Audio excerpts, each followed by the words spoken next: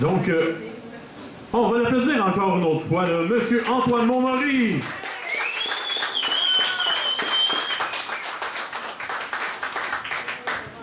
Qui nous fait le plaisir de lancer la messe poétique, la résurrection de la messe poétique. Merci d'avoir été là, merci d'avoir partagé avec nous. Merci à vous. Alors, on continue avec le micro libre, toujours et encore. Cette fois-ci, à chaque fois que je la présente, j'ai la même chose, je vais essayer de dire autre chose. Je vais dire... Mylène Lavoie! Ouais, attendez un instant, là. Moi, j'ai un problème ici, c'est que quand j'accueille quelqu'un, je veux qu'on fasse sauter le toit du bistrot, là. Il n'y a pas juste Denis dans la salle, là. Donc, je vous demanderai à tous d'applaudir et de faire du bruit pour Madame Mylène Lavoie!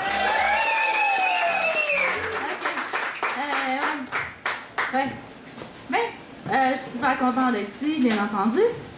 Avant de partir de bon, là, j'étais sûre que le micro serait correct. Moi aussi, je décide, dans le fond, de faire un retour à mes sources.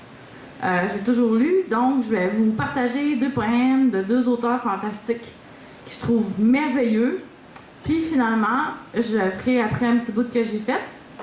Mais ça me tentait, dans le fond, de moi aussi, de faire un retour aux sources.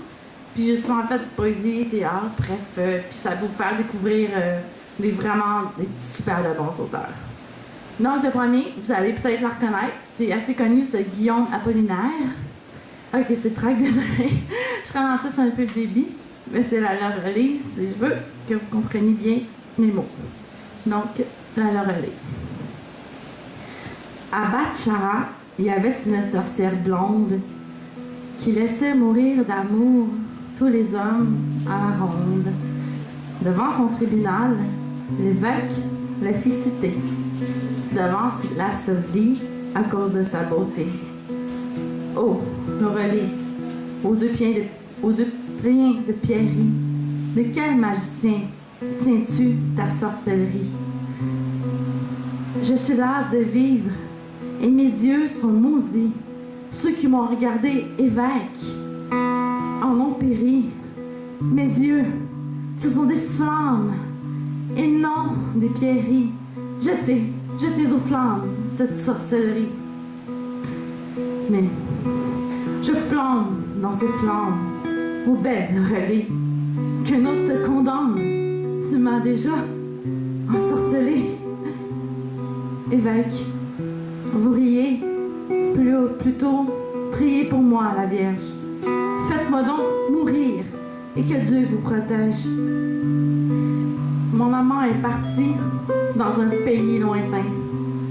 Faites-moi donc mourir, puisque je n'aime rien. Mon cœur me fait si mal. Il faut bien que j'en meure. Si je me regardais, il faudrait bien que j'en meure. Mon cœur me fait si mal depuis qu'il n'est plus là. Mon cœur me fait si mal du jour où il s'en alla. L'évêque fit venir 3 chevaliers avec leurs lances. Menez au couvent cette femme en démence. Va-t'en l'or, en folie, va-t'en l'or. Aux yeux tremblants, tu seras une nonne vêtue de noir et de blanc. Puis, ils s'en allèrent sur la route tous les 4. La Loreley les implorait et ses yeux brillaient comme des astres.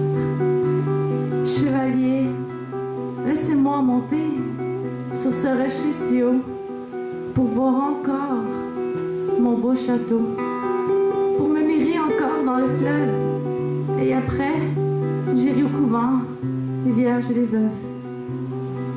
Là-haut, le vent tordait les cheveux déroulés, et les chevaliers criaient « Loreley! Loreley! » Tout là-bas sur le Rhin, semblait une nacelle. C'est mon amant, il s'y tient, il m'a vu, il m'appelle. Mon cœur devient si doux, c'est mon amant qui vient. Mais elle se penche alors et tombe dans le Rhin. Pour avoir vu dans l'eau la belle Loreley, ses yeux couleur du Rhin et ses cheveux de soleil. C'était Guillaume Apollinaire.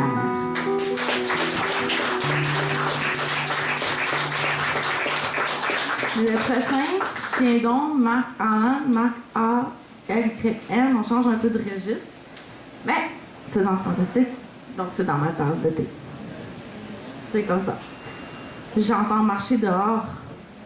Tout est clos. Il est tard. Ma lampe seule veille. Pas de vent.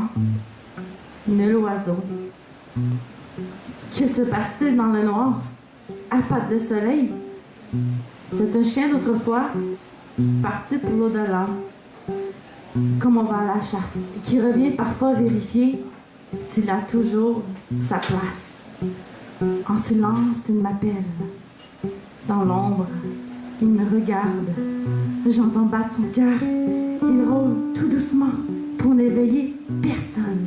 Du portail au vu-puits. Et l'effraie, le salut de son long cri qui sonne dans l'air pur de la nuit. Tendre ami disparu, dont l'absence me blesse. Est-ce toi? Est-ce toi? Boiras-tu quelques nuits l'eau fraîche que je verse dans ta jarre là-bas? Mon chien, mon doux chien de l'au-delà. C'était Chien d'ombre.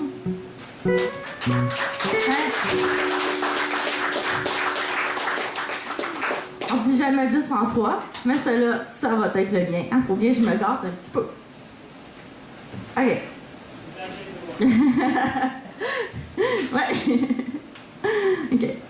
Je prendrai soin de ton cœur, mais je ne te laisserai pas piétiner le mien.